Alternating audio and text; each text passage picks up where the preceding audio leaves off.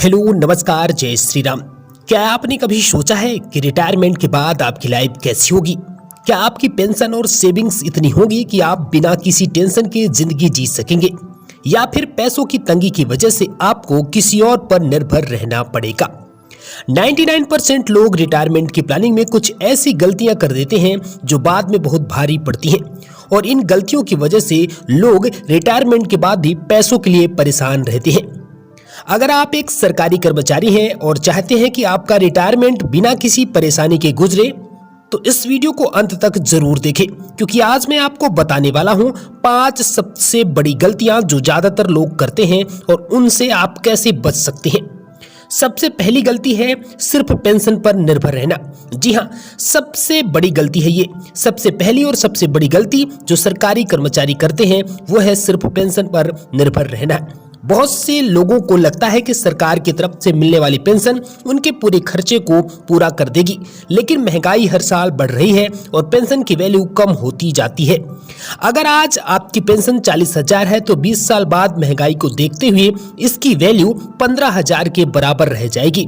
इससे आप कैसे बच सकते हैं? तो रिटायरमेंट के पहले एक मजबूत इन्वेस्टमेंट प्लान आपको तैयार करना है, जैसे कि NPS, PPF, FD, mutual funds और रियल एस्टेट में डाइवर्सिफिकेशन करना है। आपको पैसिव इनकम के ऑप्शन खोजने हैं, जैसे कि रेंटल इनकम, डिविडेंड्स या पार्ट टाइम काम। दूसरी सबसे बड़ी गलती होती है वह है जीपीएफ या ईपीएफ का पूरा पैसा एक साथ निकाल लेना। जी हाँ, जब रिटायरमेंट के समय जीपीएफ या ईपीएफ का पैसा मिलता है तो कई लोग इसे पूरा निकाल कर खर्च कर देते हैं। कुछ लोग इसे शादी, ब्याह या घर खरीदने में लगा देते हैं और बाद में उन्हें पैसों की तंगी झेलनी पड़ती है। इससे आप कैसे बच सकते हैं? तो जीपीएफ और ईपीएफ का पूरा पैसा एक साथ निकालने की बजाय इसे सही जगह आपको इन्वेस्टमेंट करना है, यानी कि सीनियर सिटीजन सेविंग जैसी स्कीम या प्रधानमंत्री वय वंदना योजना जैसी योजनाओं में आपको निवेश करना है। फिक्स डिपॉजिट्स, म्यूचुअल फंड्स और डेब्ट फंड में आपको पैसे अलग अलग हिस्सों में डालना है। वहीं तीसरी बड़ी जो गलती करते हैं वह हेल्थ इंश्योरेंस ना लेना। जी हाँ, ये सबसे बड़ी गलती रहती है। बढ़ती उम्र के साथ मेडिकल खर्चे भी बढ़ते जाते हैं। 60 की उम्र के बाद हेल्थ से जुड़ी परेशानियां आ सकती हैं, और अगर आपके पास अच्छा हेल्थ इंश्योरेंस नहीं है तो आपकी सारी बचत अस्पताल के खर्चों में चली जाएगी। इससे आप कैसे बच सकते हैं? कम से कम आपको 10 से 20 लाख का हेल्थ इंश्योरेंस प्लान जरूर लेना चाहिए। सीनियर सिटीजन हेल्थ इंश्योरेंस और ओपीडी कवर वाले प्लान को जरूर चुनें।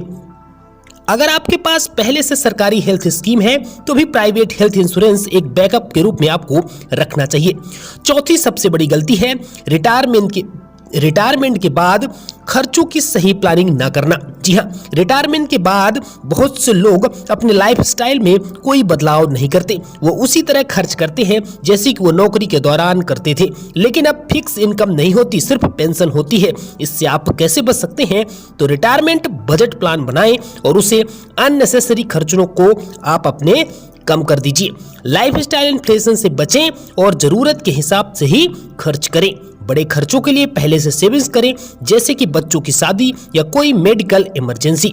पांचवी और महत्वपूर्ण बात कि रिटायरमेंट के बाद ही पैसे कमाने के ऑप्शन पर आपको ध्यान देना चाहिए। जी हाँ, बहुत से लोग रिटायरमेंट को आराम करने का टाइम मानते हैं, लेकिन सच तो ये है कि अगर आप थोड़ा बहुत काम करते रहें तो ना सिर्फ आपकी आमदनी बनी रहेगी, बल्कि आप मानसिक और शारीरिक रूप से भी एक्टिव रह सकते हैं। इससे आप कैसे बच सकते हैं? जैसे कि आप फ्रीलांसिंग, ब्लॉगिंग, यूट्यूब या कंसल्टेंसी जैसे काम कर सकते हैं। अगर आपके पास कोई स्किल है तो ऑनलाइन कोर्स बना सकते हैं। पार्ट टाइम काम करके एक्टिव रहने के साथ साथ पैसिव इनकम भी आप कमा सकते हैं। तो अगर आप इन 5 गलतियों से बच गए तो आपका रिटायरमेंट बिना किसी टेंशन के मजे से बीतेगा। अब आप मुझे बताएं, इनमें से कौन सी गलती आपको सबसे ज्यादा खतरनाक लगती है? कमेंट में जरूर बताएं, और अगर आपको ये वीडियो पसंद आई तो लाइक, शेयर और सब्सक्राइब करना ना भूलें। मिलते हैं अगली वीडियो में, तब तक के लिए अपना ख्याल रखें और समझदारी से निवेश करें। Thanks for watching this. जय श्री राम।